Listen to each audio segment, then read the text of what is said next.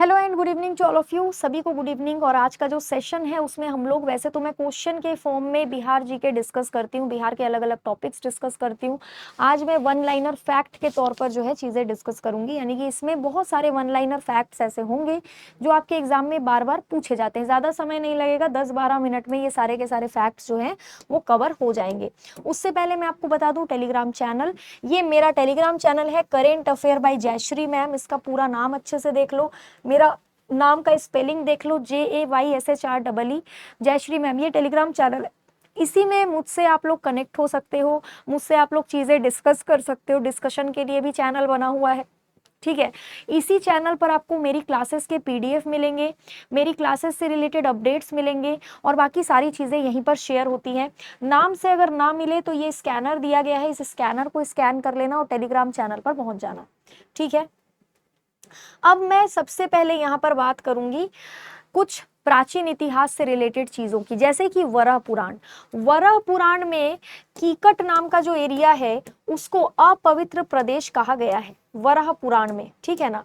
कीकट नाम का जो प्रदेश है ये आज के समय का बिहार वाला एरिया है, ठीक है। शतपथ ब्राह्मण में बिहार में आर्यों के आगमन और बसने का वर्णन मिलता है, जिसमें बिहार की जो चर्चा है वो विदेह के रूप में की गई है। विदेह वाला जो एरिया है वो आज के समय का उत्तरी बिहार यानी कि नॉर्थ बिहार और नेपाल का कुछ हिस्सा मिला करके विदेह वाला एरिया कहलाता था पहले के समय में।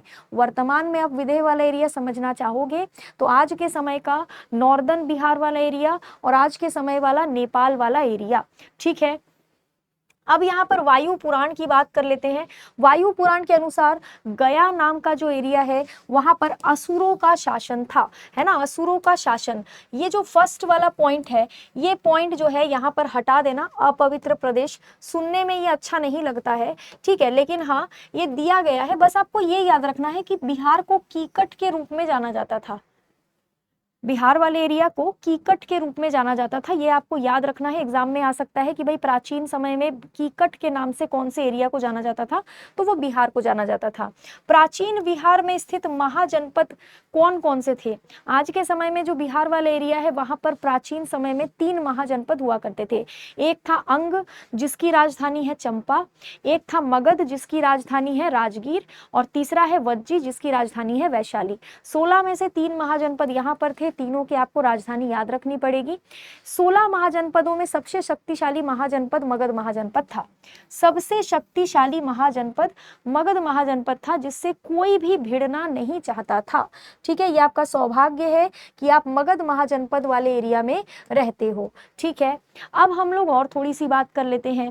मुंगेर नाम की जो जगह है बिहार में और नालंदा नाम की जो जगह है, यहाँ पर पुराने समय का पैलियोलिथिक एज का साक्ष्य मिला है एंड मीजोलिथिक एज का साक्ष्य मिला है। मीजोलिथिक एंड पैलियोलिथिक युग के साक्ष्य जो है, हथियार वगैरह और जो भी उन लोग यूज करते थे, उन सारी चीजों का जो प्रूफ है वो मुंगेर और नालंदा से मिले हैं। पूरा पाषाण काल कहते हैं इसको, पूर्व पाषाण लिखा है, ध्यान रखना, पूरा पाषाण कहते हैं इसको। पूरा पाषाण काल यानी पैलियोलिथिक एज, वही आदि मानव लोग का जमाना, और मध्य पाषाण काल यानी मीजोलिथिक एज के साक्ष्य मुंगेर में और कहाँ पर मिले हैं? नालंदा में मिले हैं।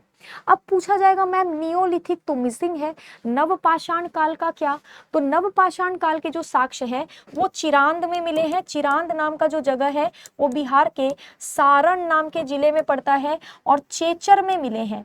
चेचर जो है ये आज के समय में बिहार में वैशाली नाम का जो जिला है वहां पर पड़ता है। ये वही वैशाली है जहां पर दूसरी बौद्ध संगीति हुई थी, यानी सेकेंड बुद्धिस्ट काउंसिल हुआ था, ये वही वैशाली है।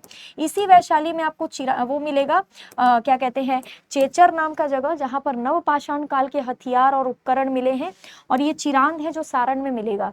इन लोगों के टाइम के हथियार वगैरह छोटे हुआ करते थे, खेती किसानी इन लोगों ने शुरू कर दी थी।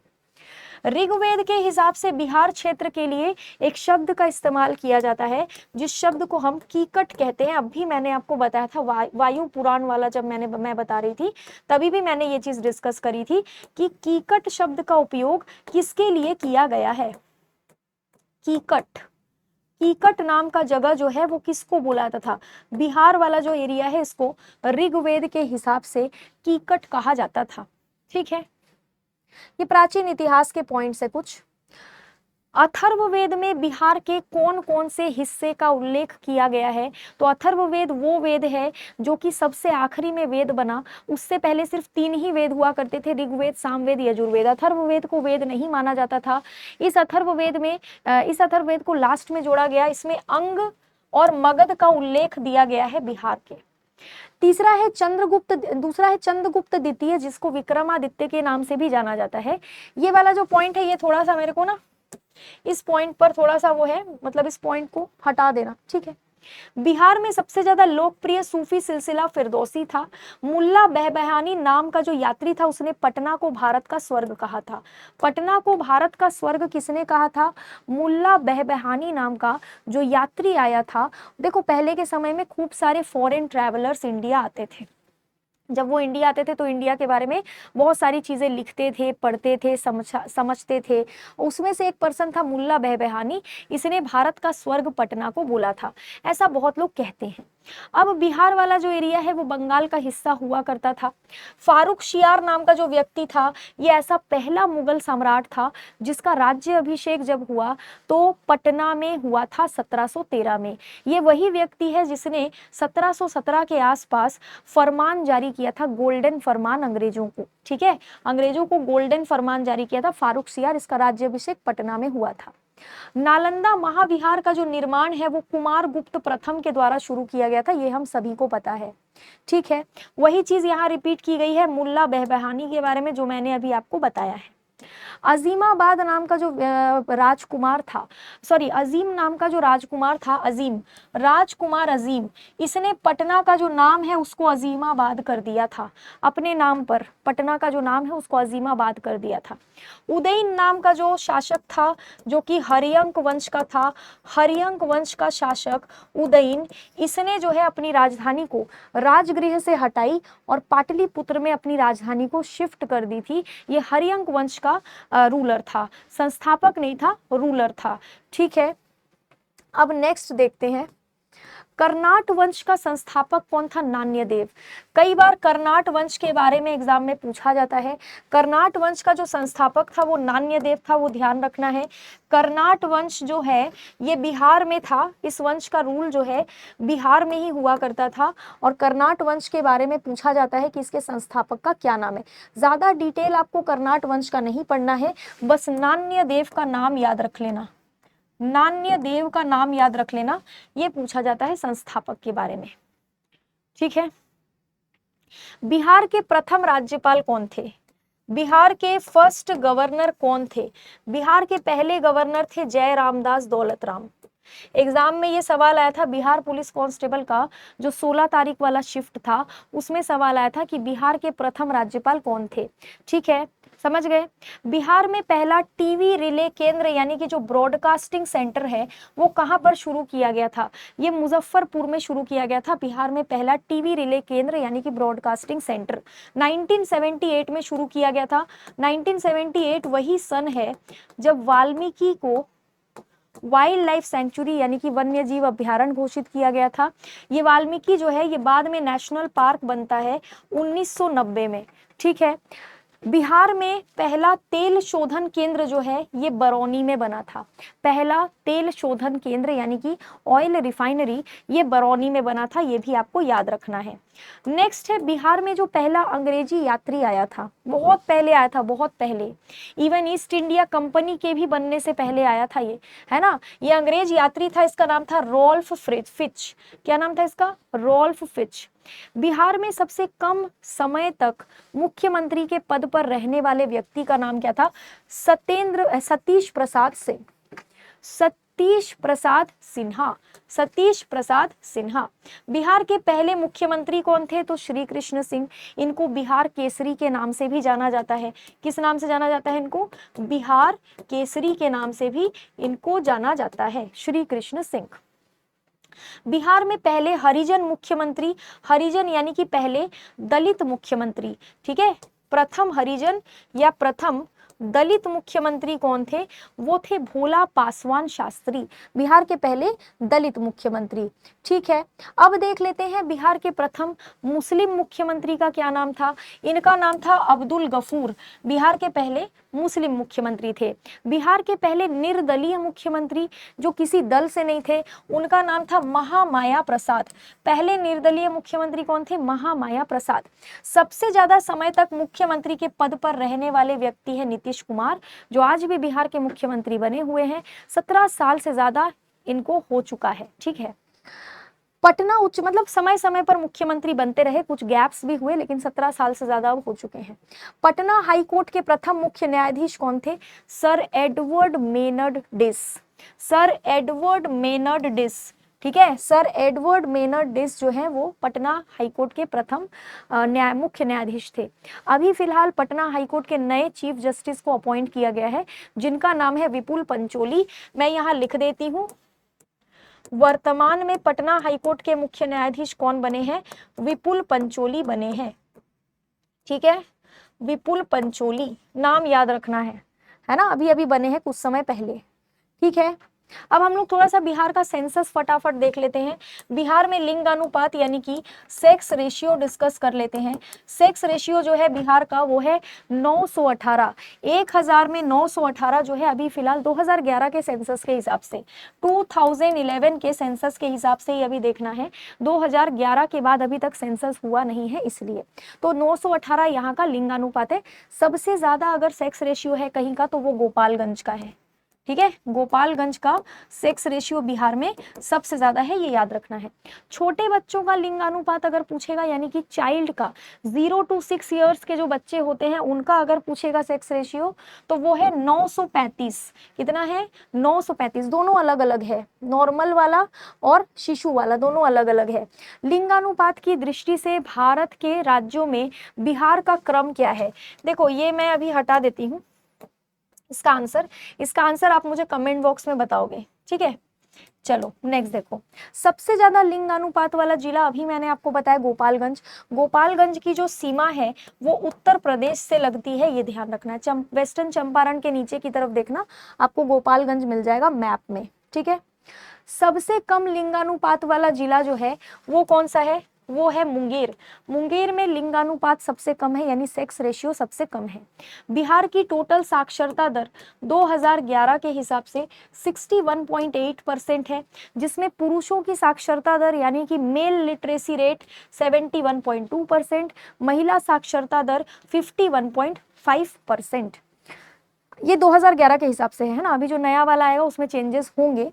साक्षरता की दृष्टि से यानी कि लिटरेसी रेट की दृष्टि से बिहार भारत के कौन से नंबर पर आता है, ये आपको कमेंट बॉक्स में बताना है। रैंक्स सारे आपको बताने हैं। ठीक है, साक्षरता दर के मामले में सबसे साक्षर जो जिला है बिहार का वो कौन सा है अगर पूछा जाएगा, तो सबसे साक्षर जिला है बिहार का रोहतास। रोहतास में सबसे ज्यादा साक्षरता दर है बिहार में। ठीक है, पूर्णिया में सबसे कम साक्षरता दर है। यहाँ पर आप देखो वही चीजें लिखी हुई है कि सबसे ज्यादा साक्षरता दर जो है वो रोहतास में है, सबसे कम साक्षरता दर वाला जो जिला है वो है पूर्णिया। पुरुष साक्षरता दर भी पूछेगा अलग से तो वो भी रोहतास होगा, महिला साक्षरता दर भी सबसे ज्यादा पूछेगा तो वो भी रोहतास होगा। ठीक है, दोनों ही रोहतास होगा, ध्यान रखना है। नेक्स्ट है लोकसभा की कितनी सीट्स बिहार में है, यानी कि बिहार में लोकसभा सदस्यों की संख्या कितनी है, तो टोटल 40 है। लोकसभा में शेड्यूल्ड कास्ट के लिए कितनी आरक्षित सीटें हैं बिहार में, तो वो है 6 आरक्षित सीटें। गोपालगंज की सीट है, हाजीपुर की है, समस्तीपुर की है, जमुई की है, गया की है और सासाराम की है। इन 6 जगहों की जो सीट है लोकसभा सीट वो आरक्षित है शेड्यूल्ड कास्ट के लिए। बिहार में राज्यसभा के सदस्यों की संख्या 16 है। विधानसभा में बिहार के सदस्यों की संख्या कितनी, यानी विधानसभा सीटें कितनी है बिहार में, legislative assembly seats total 243 seats है। अगर बिहार के विधान परिषद की सीट पूछी जाएगी तो विधान परिषद का याद रखना, विधान परिषद यानी कि लेजिस्लेटिव काउंसिल, विधान परिषद। विधान परिषद की टोटल कितनी सीट है, तो ये है 75। 75 सीटें हैं विधान परिषद की। ठीक है, अच्छा नेक्स्ट है मगध की आरंभिक राजधानी कौन सी थी? मगध की राजधानी स्टार्टिंग में थी राजगीर। ठीक है, मगध साम्राज्य में कलिंग का सर्वप्रथम जो है विलय महापद्मनंद ने किया था। किसने करा था सबसे पहले विलय? ये महापद्मनंद ने किया था सबसे पहले इसमें विलय। ठीक है, मगध साम्राज्य में।